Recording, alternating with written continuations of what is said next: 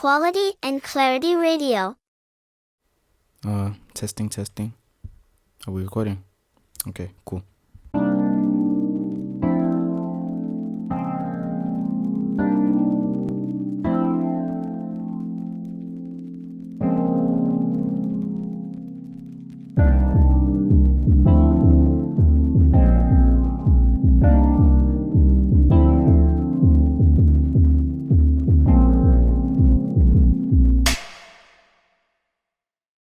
Welcome back to Quality and Clarity Radio. Good morning, good afternoon, and good evening to South Africa and the rest of the world listening. Welcome to another episode of Quality and Clarity Radio. I'm your host, Misha Matakhane, and this is the podcast where we dive into the world of creativity, design, and the journeys of those who make it all happen. Today, we're going to be tackling a topic that's both exciting and a bit disheartening for many aspiring creatives. Why can't you start out as a creative director? So you've got a passion for design, a head full of ideas, and a burning desire to lead creative projects. You might be thinking, why can't I just start out as a creative director? It sounds like a dream role, overseeing projects, leading a team, and making big decisions. But the reality is, stepping straight into a creative director position right out of the gate is pretty rare. Let's break down why that's the case and what you can do to work your way up.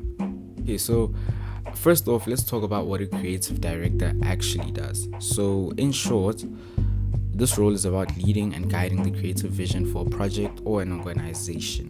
Creative directors are responsible for the following. 1. Developing and communicating the overall creative vision.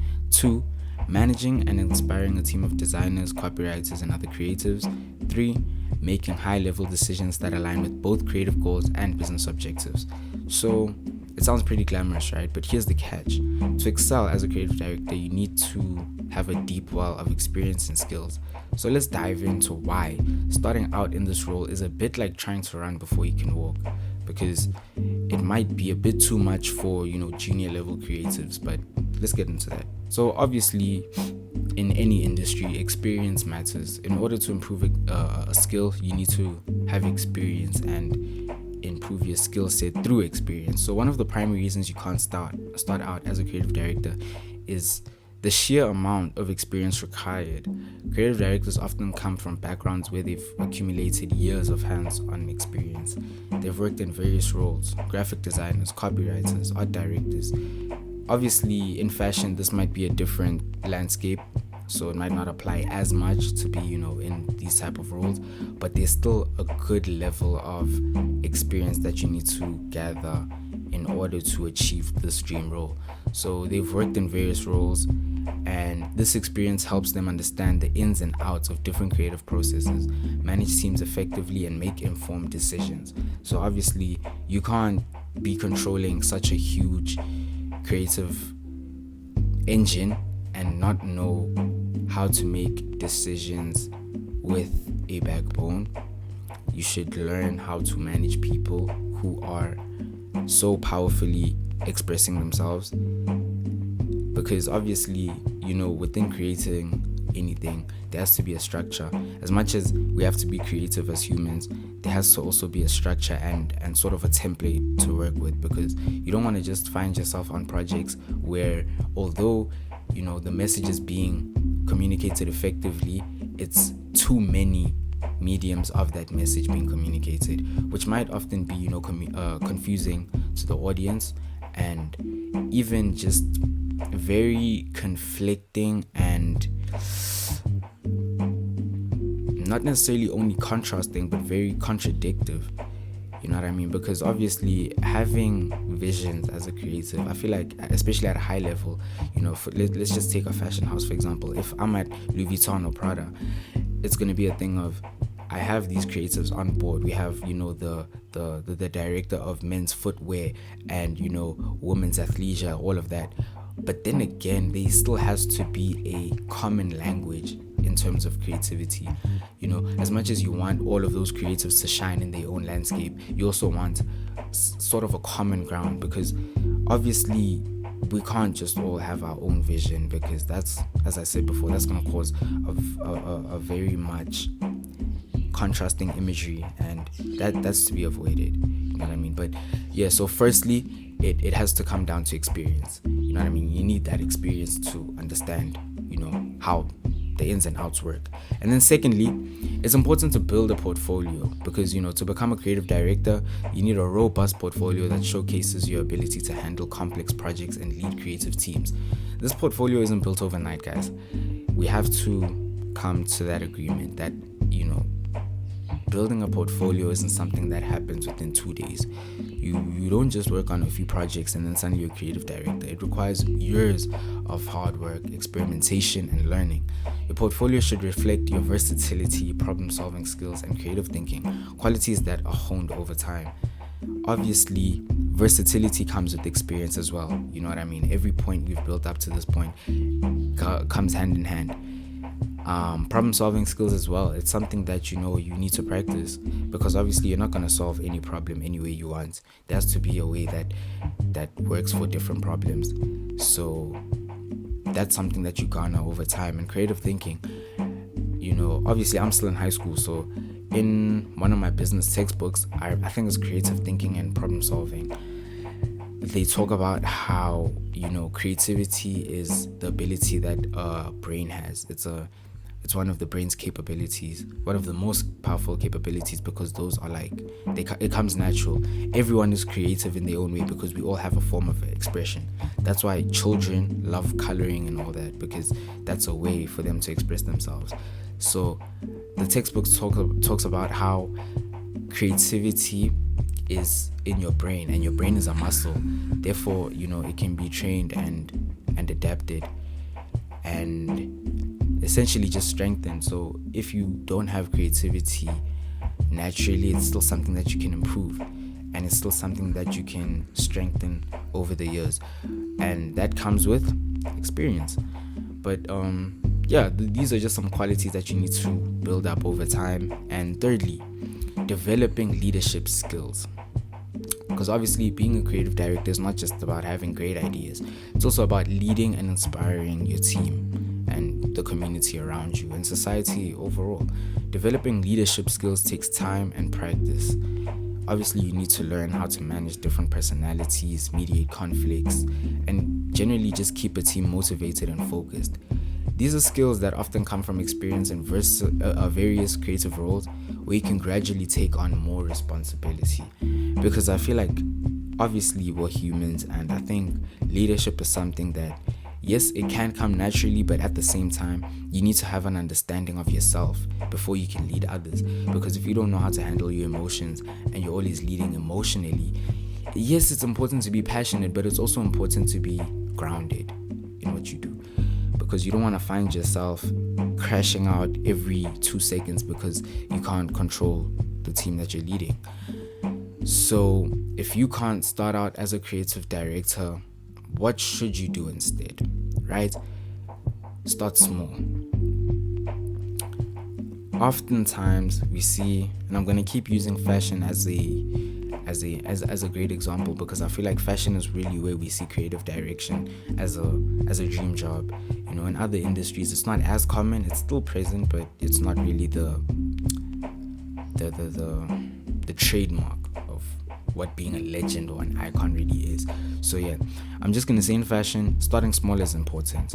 If you look at all of the greatest designers, you'll see that they started somewhere. You know what I mean? Virgil Abloh was the first black creative director of Louis Vuitton, appointed a few years ago before his passing. And those who know that Ikse, he didn't start with Louis Vuitton, boom, creative director. No, he started, before that he still had Off-White, which was his own brand, his own label, where he did his own experimentation. And if you followed his career, you'd see that, okay, the communication and the design language from Off-White translated into what we saw as his creations at Louis Vuitton. You can't talk about Louis Vuitton Virgil without talking about Off-White Virgil. But then again, where would Off-White be if it wasn't for Pyrex Vision? Pyrex Vision is essentially his first brand before Off-White, but it consisted of mostly limited pieces, and it didn't grow too much, but it was still very important for him to have before jumping straight into Off-White. So if you look at all 3 chapters in his career, Pyrex Vision, Off-White, And lastly but not least, Louis Vuitton. You'll see that there was a definite design language that he had and maintained, but he didn't just start off big. You know what I mean? He started with Pyrex Vision. It was a thing of, okay, look, I'm gonna make these pieces, I'm gonna hand them out to a bunch of friends, they're gonna make it popping, and then from there we'll see what we do. With the money he had from Pyrex Vision, started Off-White. Off-White became really big, and then Louis Vuitton, board of directors, I guess, were like, okay, we need this guy. So starting small is important because you get to really understand the industry from a less pressured position, because beginning your journey in an entry-level creative position, whether it's junior designer, copywriter, assistant, all of that, these roles will help you gain valuable experience and start building your portfolio. And then secondly, it's important to seek mentorship. Find a mentor who's already established in the field. They can offer guidance, share the experiences, and help you navigate your path. I don't want to talk too much about that because I feel like, yes, it could help having a mentor who can, help you find your feet, but at the same time, I feel like a lot of us shine from just being independent and struggling through making it, and that's where you grow, because some people you can't really help someone, you know what I mean? Some people you can't help them, and it's more of a thing of they shine better when they shine alone. So thirdly, expand your skill set. Continuously improve your skills, take courses, attend workshops, and stay updated with industry trends. The more versatile and knowledgeable you are, the better prepared you'll be for a leadership role. Another thing, man, as I said, we go back to the first point of gaining experience. You need to gain experience because that's how you're going to improve your skills. It's essentially like practice makes perfect, man, and practicing through experience. You know what I mean? So take on all these courses, workshops. It's all free. It's literally all on the internet, bro. One thing I always say is that quality and clarity, yes, it wasn't built overnight, but I still remember the exact day when I started everything. I think I was obviously in grade 8 when I started it, but I remember when things really got bigger and when I decided, I need to upscale everything. I remember there was this one night where I watched this one tutorial on graphic design, and everything skyrocketed since then because the resources were there. You know what I mean? Even right now, I had to watch a tutorial on podcasting before I recorded this episode. You know what I mean? So always be a learner to the game. Always be a student to the game. Fourth, network. Build connections within the industry. Networking can open doors to opportunities and give you insights into what it takes to advance. Network, guys. Look, I got LinkedIn at the age of 17. Who gets LinkedIn at 17? In South Africa, it's not even legal to get a job at 17. Why would I have LinkedIn? Look, if you look at my LinkedIn network, I think they have 25 connections right now. But if you look at the connections, I think one of them is Wanda Lepoto. The other is the vice president of Vans, I think. I'm not too sure, but he's a vice president at Vans. I'm not sure for what, if it's a department or overall the brand. Oh, I think it's brand communication. I think, yeah. And then who else do we have? Okay, I don't want to really waste time checking, but there's a bunch of connections that I have on LinkedIn, which obviously will take me further. I haven't used them yet, but a lot of them are in the same industry as me. For example, Bubblegum Club. That's a blog that I've been following for a while now, and I feel like I've gained a lot of inspiration from that. So if I know them personally, it could obviously help me advance, but let's not get too deep into that. But fifth, show initiative. Take on side projects or freelance work to demonstrate your ability to handle complex tasks and lead projects. Now, the reason why I'm saying side projects or freelance work is because here there's less pressure, so there's more room for making mistakes. Let's just say there's a larger margin for error, because obviously now, for example, if I make an error on a post for quality and clarity, which is my expertise, it's gonna look unprofessional. But because I'm not as big as a Pharrell, who's the creative director of Louis Vuitton, it's like there's still room for error. I can delete that post, make a new one. Life goes on. The wind is blowing, the sun is shining, and the animals are breathing. But now, if Pharrell is to mess up the stitching on a piece of clothing that has to be on the runway within a few hours, that's more pressure because a lot of people are watching. So if you take on these side projects and freelance work while you can at the start of your career, trust me, bro, with that large margin of error, it's important because you're gonna learn how to not make mistakes. Not that it's wrong to make mistakes, but you shouldn't be making them too common, because after a while it's not a mistake anymore. So becoming a creative director is a significant achievement, and it's a role that's earned through experience, skill, and dedication. While you might not start out in this position, the journey through various creative roles is not only necessary but also incredibly rewarding. You'll develop a deeper understanding of the industry, refine your skills, and prepare yourself for the leadership responsibilities that come with being a creative director. And so I think this is part 1 of the creative direction segment. This is gonna be season 2, we're coming with segments, folks. I don't want to even lie to you. This is part 1 where we're gonna be talking about creative direction. Part 2, that should be out soon, so stay waiting for that. Thank you to everyone who listened to episode 1 of this season. I appreciate the support. I appreciate the love. This season we're going crazy, we're going dumber. As I said in the last episode, look, man, the ideas I have, but that's for us to see, not for me to talk about. So that's it for today's episode of Quality and Clarity Radio Season 2.